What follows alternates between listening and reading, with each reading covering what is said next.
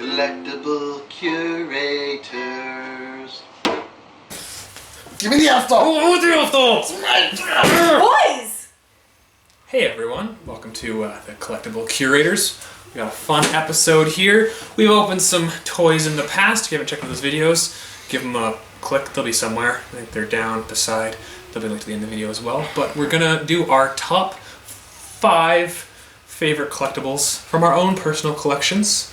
More than just some games and figures, but we figured we'd go a little more open, let you guys get to know us a little better. So we didn't figure out a way to decide who gets to go first. No. But, yeah, these are just fun things that mine, for myself, are things that kind of have some meaning to me. And I am super excited to show you guys what I have. So, You're we so should sappy. we should start with you Okay. because you can see yours. My first one is already in the frame. This is my gigantic Dick Grayson. He's cardboard, That's a big dick. and I love him. Nightwing's my favorite superhero.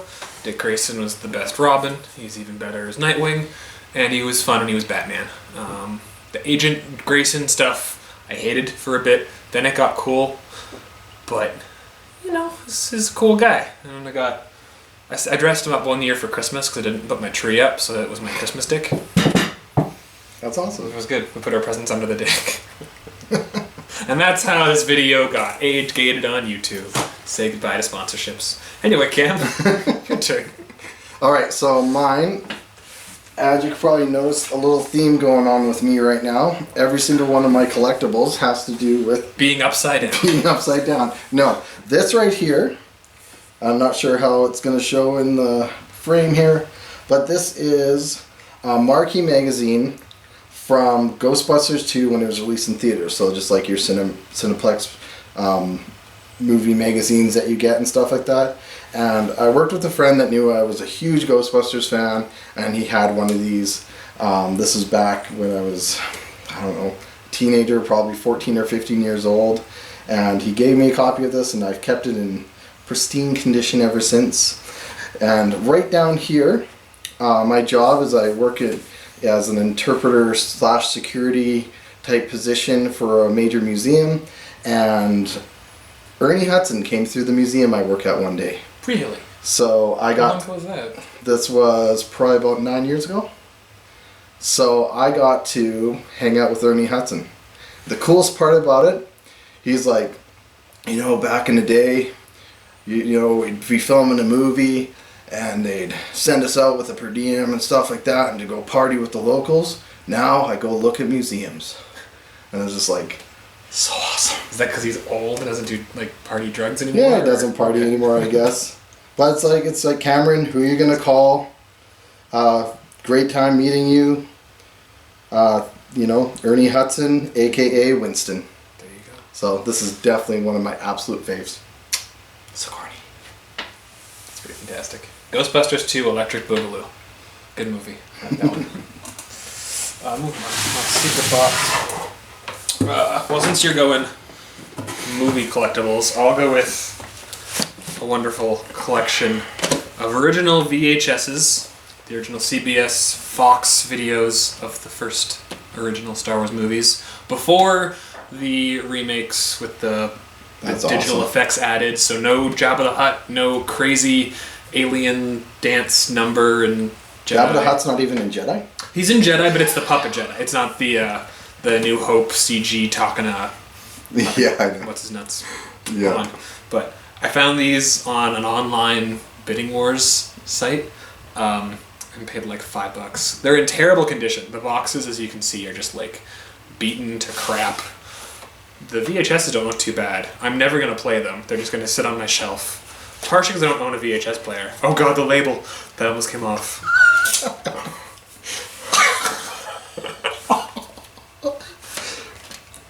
Well, that one just lost all its value, but these two are Because still it has that perfectly much fine. value. Yeah, because of the $5 I paid. But either way, It's very they're cool. super cool. So one thing I want to mention is that we actually don't know what we're all bringing out. Oh yeah, this is completely blind. We're It's surprising each completely other blind. too. Yeah. So even though we've been friends for a long time, we actually haven't really showed each other a lot of the collectibles that we personally have and stuff. So we thought it'd be a fun way to introduce that to you guys and ourselves on this video. So I've seen a few things. I've seen his marquee book around, but again, having the stories behind it, we get to know each other a little better, and you get to know us too. This kid falls off the chair. This is gonna be a theme. Everything's falling over. okay,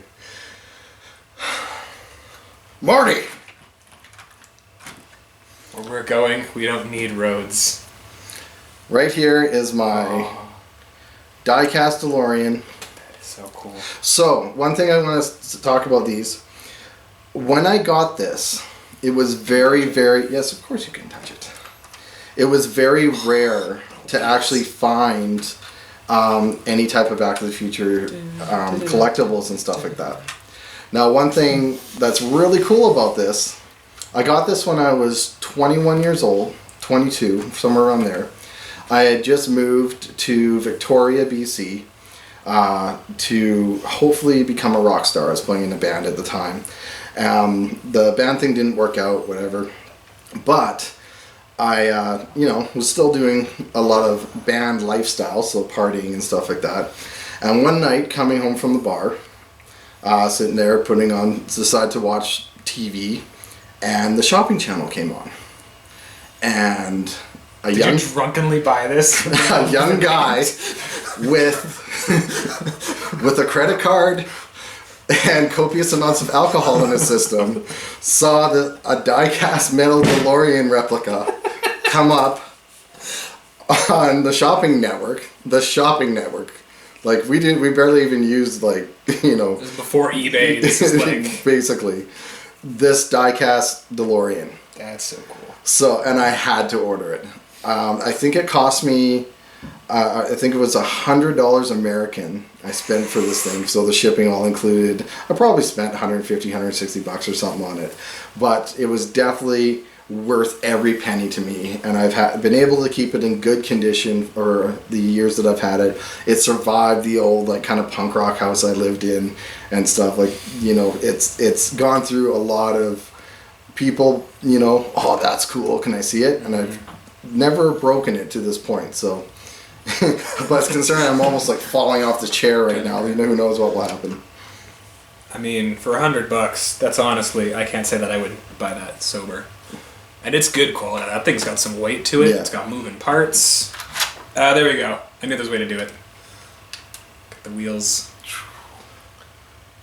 Okay. Where we're going, we don't need roads. That to this day is from my favorite movie. When I was in like kindergarten, McDonald's had a promotion where you buy a McDonald's pizza and you get a VHS. And the first one that my family got was Back to the Future. I remember that. And I watched that movie religiously over and over again. I think I still have the Wayne's World VHS promo, McDonald's promo. Yeah, I still got my Back to the Future one somewhere. And then I went to... This isn't one of mine, but I'm going to show it anyways. Oh, I found a Ghostbuster McDonald's toy still in the package. That's fantastic. So it's supposed to be a... It's a PKE water bottle. Okay, yeah. But it's still in the package. I actually found this at our local Salvation Army, so I thought that was hilarious. That's so weird. Oh, Europe. Oh. Then I'm still feeling nostalgia vibes. I'm a little tingly from the DeLorean. That's cool. Oof. Let's stick with the high quality figures here. This is the Play Arts. He's a little dusty. I gave him a bit of a brush before I came over, but he's been sitting on my shelf for a while, guarding my apartment. This is Robin in his Arkham City getup. Fantastic video game if you haven't played it. The whole series is wonderful. City might be my favorite. Wish there was more of Robin in that one. This is the Tim Drake Robin. Not my favorite boy back there, but still fantastic. He's got great articulation. He kind of holds his staff kind of weird, but he just kind of drapes and wobbles. He does have interchangeable hands too, so he can like punch and karate chop, but I'll those at home in the box. But I had to take him out and show him off to you guys because he's so pretty. That is awesome. Yeah, he's one of my faves. My buddy gave him to me as his, because we're just this cool. This was the gift he gave me when I was the best man at his wedding. Oh, that's awesome. Yeah, I got him a pocket knife with his name on it for when he was in my groomsmen party, so I feel kind of bad that he spent money on this. But, you know, cool. It was a good time. Well, with keeping with the... Really? We accidentally made themes? The action figure theme. I will show my absolute favorite action figure I own. And I have owned this since I was a kid. Is it made of wood? Oh. This is my RoboCop action figure. It was kind of based off of a RoboCop cartoon series, actually, that was out back in the 80s. I have kept this thing since I had it. I have never lost the gun. I have never lost the removable helmet. That's amazing. So, Murphy is just looking all awesome. And somehow he's got less dust on him than my Robin does. Because I still play with them all the time. So the coolest feature of this action figure is that they were all little mini cap guns. What? So you put like the paper caps with that just have the little blue dot on them. Dots on them. So yeah, you just like load it into there. No wonder everybody from the 80s is deaf and has cancer. My God. And then you can just sit there and actually shoot each other with the figures. They still have those caps at the local grocery store. Yeah, that I'm pretty sure are I illegal. have picked them up a few times good. and put them in this figure. And it's awesome. The gun actually attaches to his side. I wish when everything attached to your figure. I've got so many figures that have lost guns and arrows and things because they don't just go places. Dead or alive, you're coming with me. That's amazing. Do you just like take that in bath time and you just like scrub a scrub, bang bang, scrub scrub scrub, bang bang. The nice thing about it too is like it's played. Voided the question. It's played. That's a yes, ladies and gentlemen. It's been well played with. He's still in good condition. Yeah. I mean, you can tell he's old, but you get like sometimes you see a toy at like a garage sale. You're like, oh, that's so cool. It's whatever Batman from, and it's just like arm falling off and like lipstick on his head for some weird reason. Mm-hmm. That's pretty sweet. This is a bit of a two-part little. It might count as 4 or 2 collectibles, but it's 1. So, first off, we got Deadpool and Warpath chilling out, being bros. This is Warpath. He's got his daggers. They fit in his hand. I was really pumped about this. They also fit in his little like back pouch thing. Very cool. Deadpool's got his big old assault rifle. He used to have a pistol that fell into there, and I'm mad that I lost it. Oh. But his katanas come out too, which are pretty sweet.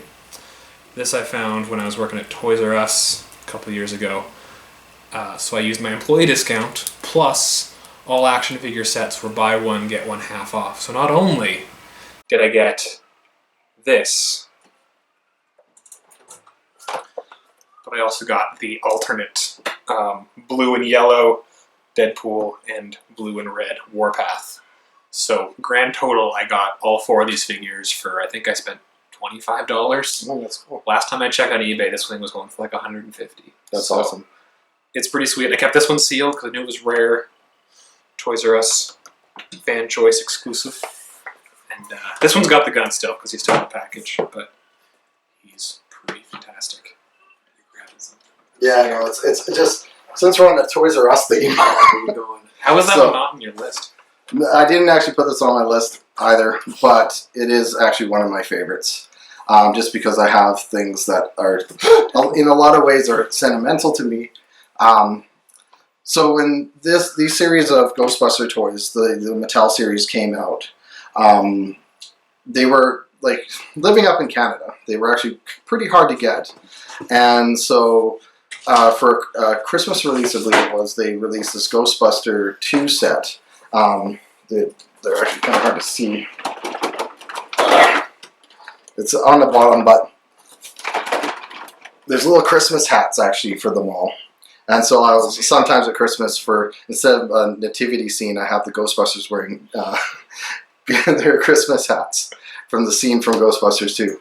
Yeah, a lot of the theme does seem like Ghostbusters 2 would be my favorite movie, but Ghostbusters is my absolute favorite movie of all time. So I just love the set because all 4 characters came in. It's one of the Toys R Us exclusives too. And Slimer. And Slimer, of course. So, oh, man, the name's falling off. yeah, that one is. Get some double-sided tape and fix it up. But the detail is awesome. It's one of those things that it's like, it's in the box, but it has been taken out and played with, and just goes back in the box after. Yeah. So. That's amazing. So I kind of jumped in with that extra there. But it is my house right now, so. It kind of happens. So you have another one? So your turn? Yeah, okay. Okay. So this will be a quick one. This right here is an original Nintendo Game & Watch. And which many of you don't know, or you do know, that they actually based the original DS system off of this. So like, and then the 3DS and the new 3DS and all those that have come out were basically based off these little LCD games that came out back in the, I believe like 81 or something like this came out. 82 this came out. So this is just a Donkey Kong game. Very simple, just kind of move across the screen. But this is what we had for our handheld games. I don't know if did you ever play any of the like the little Tiger games? Yeah, I had a couple like the old like basketball ones where the figure it's just a guy, and then the next one it's like a guy like this, yeah, and it just like the light moves across. Well, I had tons of them because we had we had Game Boys and stuff like that, and I played a lot of Game Boy as a kid. But there was they were always really hard to see in the light, and for those of you that ever played them, so these were kind of a nice alternative that. And they suck batteries too, where these would like last forever.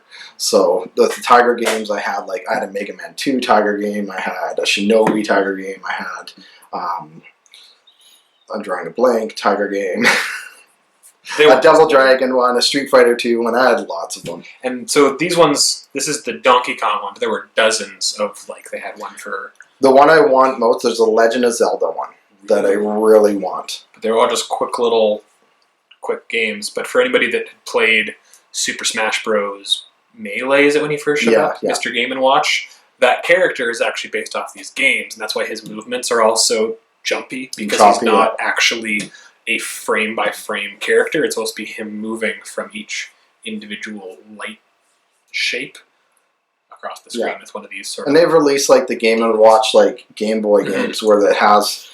just versions of these all, in digital format and stuff. But for me, nothing beats these original games and stuff. They keep the aesthetic, but it's different when it's actually fully animated and then looking like that versus classic. And the story behind this one is I actually found this in a Value Village for $4 in just a bin. Originally, I was collecting a lot of video games. So I've always been a real big 8-bit fan, so I love my Nintendo, my Sega Master System, stuff like that, and then I love Super Nintendo, Genesis, all those. So I was back in the late 90s, early 2000s, you could go into pawn shops and find awesome games for just boxes of games, exactly, for $3-4 a piece or even cheaper. So I did get a lot of stuff back then. And nailed some pretty good stuff back in those days, but this also falls in that category of just right place, right time, and find the right find. So that's pretty cool. Yeah. All right. So last but not least for my little collectible set here is a comic book. This is issue number 1 of Talon from the New 52. It was near the middle of the Court of Owls storyline. They introduced a new character, Calvin Rose, who I really wish they'd bring back to the comics. He's kind of disappeared for a little bit. I want to see him in HeroClix form, so bad, because he is an ex-Talon who escaped the Court of Owls. He was supposed to be an assassin. He grew up as a escape artist at the same circus, Haley's Circus, that Dick Grayson went to, but years before, there's a time thing, and then he died and came back as a zombie and all that fun stuff. But not only is this the alternate cover for issue 1, it is also autographed down here by Mr. Scott Snyder himself, who wrote all of the Talon and all of Batman from the New 52 run, from issue 1 to, I don't know what they got up to before the Rebirth, but from starting in 2011 until pretty recently here. So I got his autograph. Sadly, I don't have a cool story of meeting the guy. I just found this in a comic store with his autograph on it. Mm. So Cool. one day I got to get his actual autograph. I will meet Scott Snyder, but it's still pretty sweet. There's Calvin there getting his ass kicked by some assassin ladies, some owls floating around. Very cool. Very happy with them. That's awesome. Never taken it out of the bag either. It's just been nice and preserved. So on the theme of comic books, You'd think these were scripted. you would think. I even grabbed the wrong book. Oh, is this what I think it is? I might know what this is. I might not. You might not. You might. Either I do or I don't. It's really two options here. This is... Gotcha. I I got don't you. know what it is. My Marvel team-up, Spider-Man and the Invincible Iron Man. This was one of the comics that my dad gave me. So my dad had given me, he had a bunch of comics in a box and stuff from when he was a kid. And this is one of those comics that was one of my favorite, absolute favorite comics when I was a kid growing up. I loved, my Marvel characters that I loved were Spider-Man and Iron Man. So I love this comic. I used to keep it. It's like not in the best shape by any means, but what's really neat about it is a few years ago I got to, for the Calgary Comic Expo, I usually do security, and I'm fortunate enough to do security with a lot of the visitors and special guests that come to these events and stuff. And I got to do security for Stan Lee. So I was trying to think of like if there's anything I could get signed. I thought I'd get this comic that my dad gave me that I always loved as a kid, and get him to sign it. So you can see Stan Lee's signature right there. Did he work on that issue at all, or did he just... No, Okay. but It's Marvel, Stan It was Lee. Marvel, Stan Lee, Makes Spider-Man, and it was more because it was, and that's what is so big about collectibles too. It's a lot of times it's what has the most meaning to you. I don't collect a lot of this stuff to save and get rich off of or anything. I collect it because I love it. And, it's the type of thing, with this, it was the most meaningful for me. So I definitely, one of these days I'm going to eventually frame it, and then we've got a picture with me and my wife with Stan Lee and stuff. So I'd like to put that up on the wall and just, look at it and just like, memories.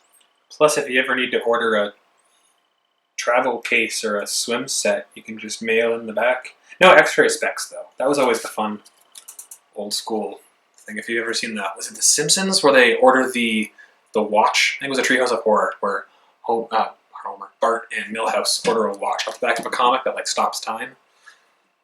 And you always get like X-ray specs or inflatable underpants. Or... This is the one that always made me laugh. Was what is that? The kind of Archie-looking comic with this guy that is all beefed up, and it's like leopard underwear. Well, no, it's just this comic about this, and it's in like all these old comics for some reason. And it's just this skinny guy on the beach, and the tough guy, the jock, kicks sand in his face, and then it's like, I need to get ripped, so he like gets this book, I guess, for like mail order steroids or something. Basically. But it's like, again, the 80s. Actually, this is way this over. This is like 60s.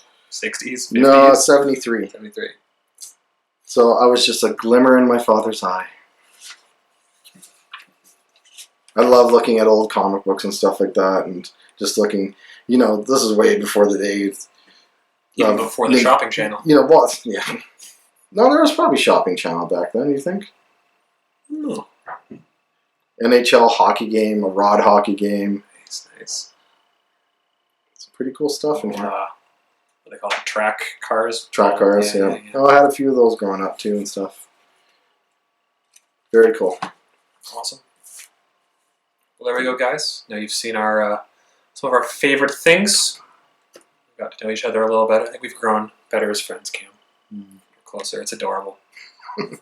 But hopefully you guys had some fun. Got some ideas of things that you might have sitting around the house that you've started kind of collecting but didn't really think about it. Maybe you got some cool stories to tell us as well. If you see this on Facebook or on YouTube, please actually tell us your stories. Give us a little comment about your favorite collectibles. Maybe it's something you found at a garage sale or a value village that just really sparked your interest and kind of got your love and nostalgia going. But yeah, thanks a lot for watching. I'm going to share one more before. Oh, we got one more? Oh, in the middle of my end card? Yeah, I did it. That's fair. Well, while you're looking for that, this is totally worth it. Like, give us a subscribe, and yeah, keep on collecting. And I'm running out of things to say while Cam's vamping, so yeah. So, one of the coolest experiences I ever had in my life, and it also was working for the Calgary Comic Expo, is I was very fortunate to work with Carrie Fisher. And I have a signed portrait of Carrie Fisher from her. One of the most beautiful, elegant, kind of little bit wild personalities I've ever met. Cocaine is a hell of a drug, ladies and gentlemen. But that was years ago. It still sticks with you, but she got past it because she was so strong and amazing. Carrie Fisher, I love you, and I miss you.